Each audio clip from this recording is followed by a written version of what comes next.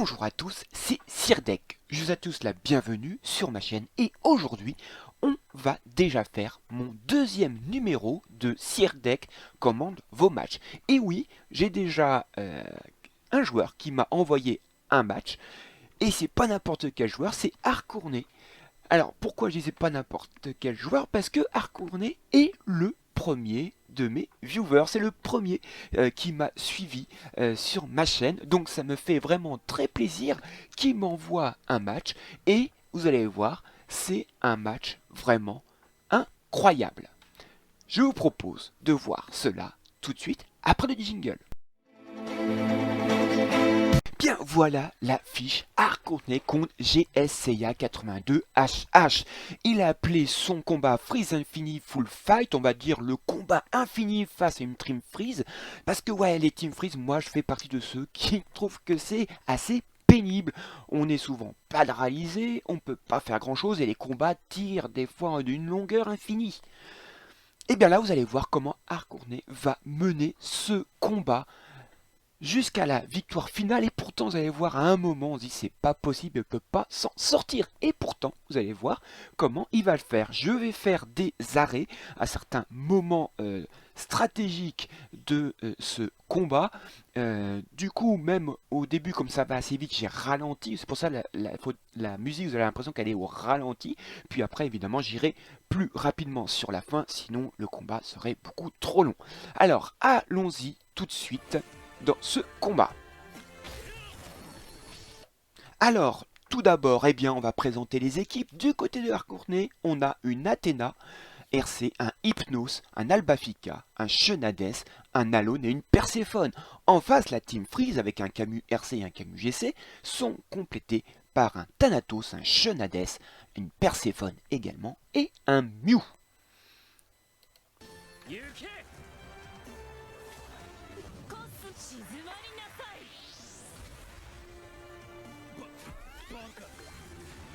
Tout de suite, Harcournet met des marques de cauchemar sur le Thanatos, puis après évidemment sur le Mew pour empêcher sa transformation.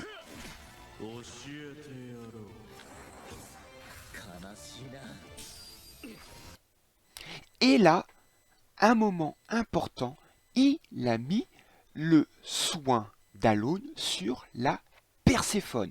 Et je vous propose d'aller rapidement revoir un peu c'est quoi ce soin. Vous allez voir parce que c'est extrêmement important pour ce match. Nous sommes sur la fiche de Alone. Et moi, avec ce combat, j'ai découvert une chose que je ne savais pas et que je trouve c'est incroyablement puissant sur le personnage de Alone. Moi je pensais que le côté humain, fallait vite se le faire transformer.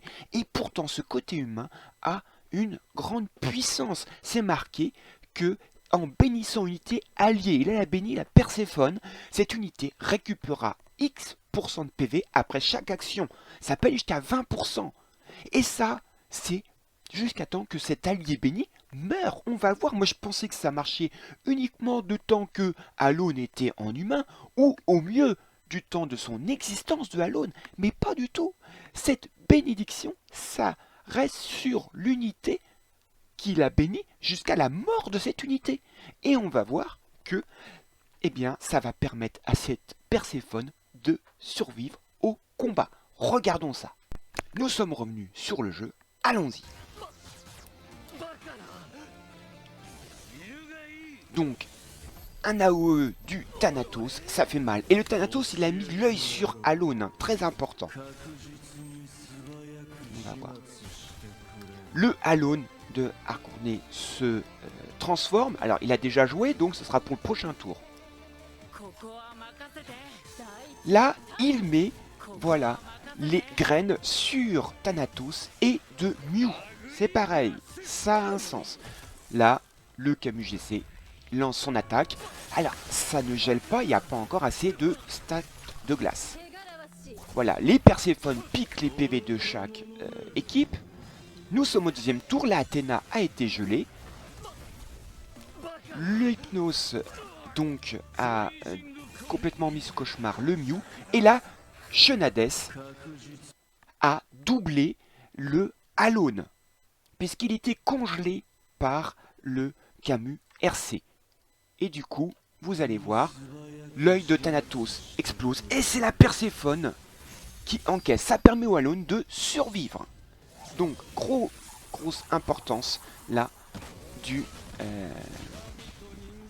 de la Perséphone. Et il a attaqué le Thanatos, ça fait un marque de lien. On va voir qu'il va pouvoir relier après, donc avec un autre personnage.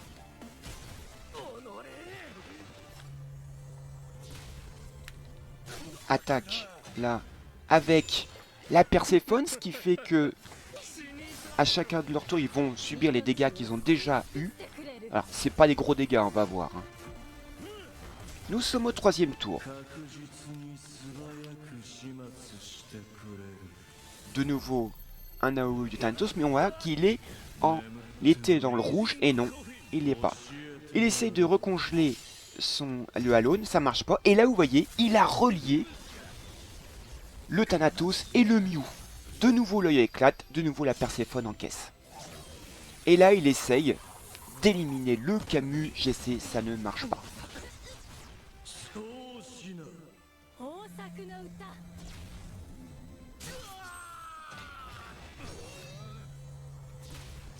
Ça y est, les deux Perséphone lancent leur attaque, ça fait pas beaucoup de dégâts. Les graines n'ont pas été assez surchargées. Attaque du Camus GC. Et là, nous sommes en fin de tour 3 et vous voyez que le Thanatos est en situation d'exécution. Et ça tombe bien parce que c'est bientôt le tour de la Athéna.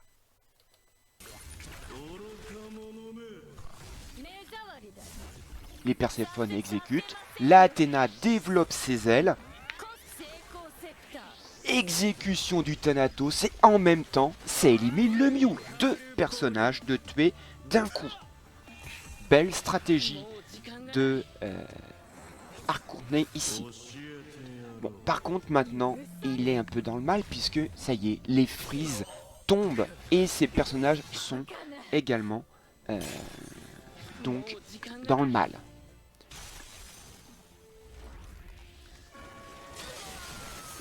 Pour l'instant, le Shenades tank, ça va. Nous sommes au tour 5, déjà, tour 5. Il essaye d'éliminer le Camus RC, ça marche pas. Le Camus RC n'arrive pas à congeler le Shenadesque.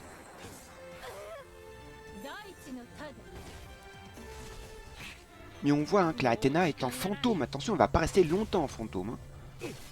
Attaque la Perséphone. Puisque maintenant il n'y a plus que la Perséphone et le Camus GC qui vont être les DPS de l'adversaire.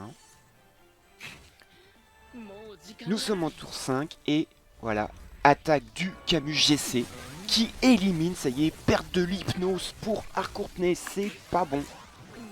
Et la Athéna, début du tour 6, disparaît. Donc là, ça commence à être très compliqué pour Harcourtney qui est en situation de quasiment d'être gelé à chaque fois. Et voilà, 2 personnages sur 3, 2 congelés. Même si les personnages adverses sont dans le rouge, il est bloqué. Ça y est, nous sommes tour 7. Il est complètement congelé. Il ne peut plus rien faire. C'est la situation que l'on déteste. Et voilà, la technique c'est très simple.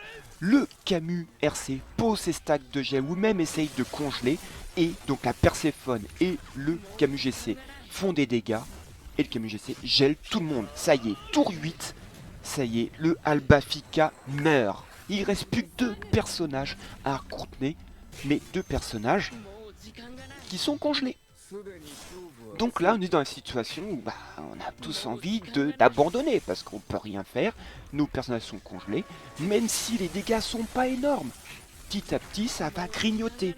Eh bien, Courtney décide de ne pas abandonner. Nous sommes au tour 9. Voilà, la Perséphone attaque. Le Camus GC congèle et tue le Shenades. Voilà, il n'y a plus qu'un personnage, il n'y a plus que la Perséphone. Et voilà, maintenant c'est très simple. Le Camus RC soit arrive à congeler, soit dépose des stocks de glace. Et ensuite, on double le Camus GC pour qu'il congèle la Perséphone. Et en même temps fait des dégâts. Donc la situation est catastrophique. Donc là, Harkonnen, on serait tous à la place de Harkonnen, on abandonnerait. Et bien il va pas abandonner et je vous propose d'aller un peu plus loin parce que sinon on va pas attendre la fin du combat comme ça. Je vous propose d'aller jusqu'au tour 16. Oui, oui, tour 16. On est au tour 10, on va aller au tour 16. Alors là, nous sommes à la fin du tour 15, alors soyez pas surpris, on ne peut pas faire plus de 20 tours, donc on va avoir un décompte des 5 derniers tours. Nous sommes donc à la fin du tour 15, vous voyez que eh bien, la Perséphone petit à petit s'est fait grignoter ses points de vie par l'attaque de Perséphone et des attaques de Camus GC. Mais soyez bien vigilants, vous allez voir, à chaque début de tour, hop, regardez, c'est son tour, et en effet, elle est gelée, après son tour, et ben voilà, c'est le soin de Alone. Et oui, le voilà, le soin de Alone, qui lui permet de perdre moins de points de vie que prévu par les attaques de son adversaire. C'est pour ça qu'il a tenu autant de rounds. Hein. Sinon, il n'aurait pas ce soin de Alone, elle serait morte depuis longtemps. Et donc, il attend à contenir une ouverture parce que, et oui, que ce soit Camus RC ou Camus GC, leur gel, c'est sur une chance de statut. Ce n'est pas un hard control. Ils peuvent avoir un loupé et que le gel ne fonctionne pas. Et donc Harkonnen espère que ça va arriver. Et on va voir qu'il a eu raison d'attendre. Voilà, là, ça gèle, pas de problème au tour 15. Donc il continue. Vous voyez, hein, ça perd des petits points de vie. Ouais. Tour 16, voilà. On y est.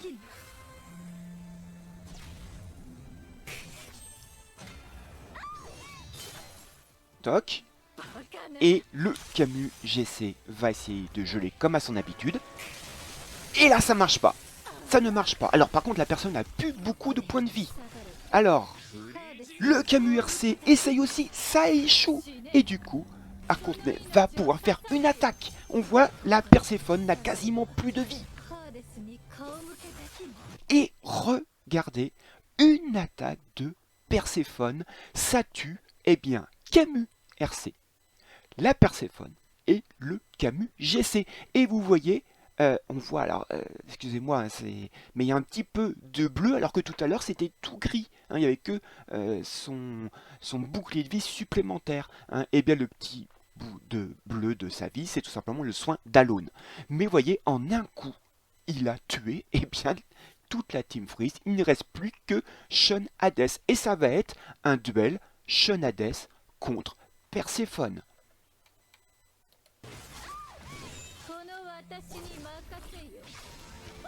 Et regardez, la Sean Hades ne tue pas Perséphone. Et là, c'est Perséphone qui tue Sean Hades. Victoire de Harkonnen. Vous voyez des joueurs de même niveau, Immortal 5. Ça date de début avril, cette vidéo. Mais vous voyez un combat contre une Team Freeze où on pensait que ça y est, la Team Freeze était installée, c'était fini pour Harkonnen. Il a tenu bon, il a attendu juste une toute petite faille. Alors, c'est vrai qu'il y avait quelle chance pour avoir un loupé de Camus GC et un loupé du Camus RC à la suite. Il y avait très peu de chance, mais il y a eu. Et là, Perséphone, elle ne s'est pas fait prier. Elle a tué la Team Freeze. Et donc, il a pu remporter. Alors, à pas grand chose parce que le Sean Hades a failli tuer sa Perséphone. Mais il a remporté un match donc riche d'enseignements. Un soin d'Alone qui dure toute la vie du personnage soigné.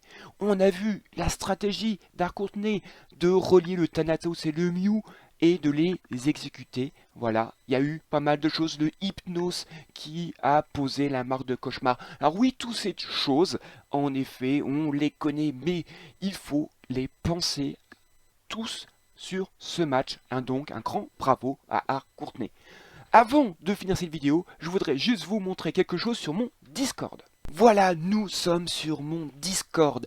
Je vous invite à y rejoindre. Vous trouverez toutes les vidéos de ces matchs que je commente ici dans Deck Commente. Et vous voyez qu'il y a déjà le match de Vega, le premier numéro de cette série. Et vous voyez en dessous, voilà, il y a un petit pouce.